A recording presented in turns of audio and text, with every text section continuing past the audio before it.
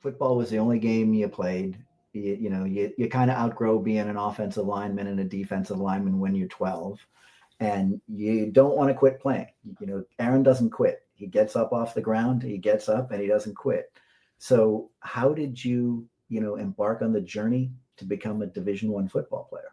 So the first few years I was playing offense and defensive line. I wasn't getting on the field. Sure. By my sophomore year of high school, I was a third string JV athlete, never touching the field. And at that moment, I just had enough. I knew I wasn't going to be a 300-pound lineman. I couldn't do that. That wasn't me. And so I figured, how can I stop allowing being legally blind to control my life, not only on the football field, but in all areas? And, for me, it revolved around, how can I think differently? How can I work harder? How can I work smarter? And the first step was, how do I think differently about the position I play so I can actually get on the field? And I found long snapping.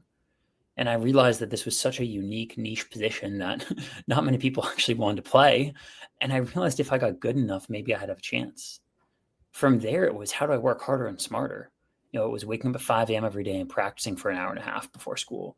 It was after practice in the evening, going and lifting weights for an hour and a half, doing what nobody else was willing to do, because I learned that if I could just bridge this gap over time, it wouldn't happen today or tomorrow. But if I could bridge that gap and do what nobody else was willing to do, I would be able to get the results that nobody else was able to get.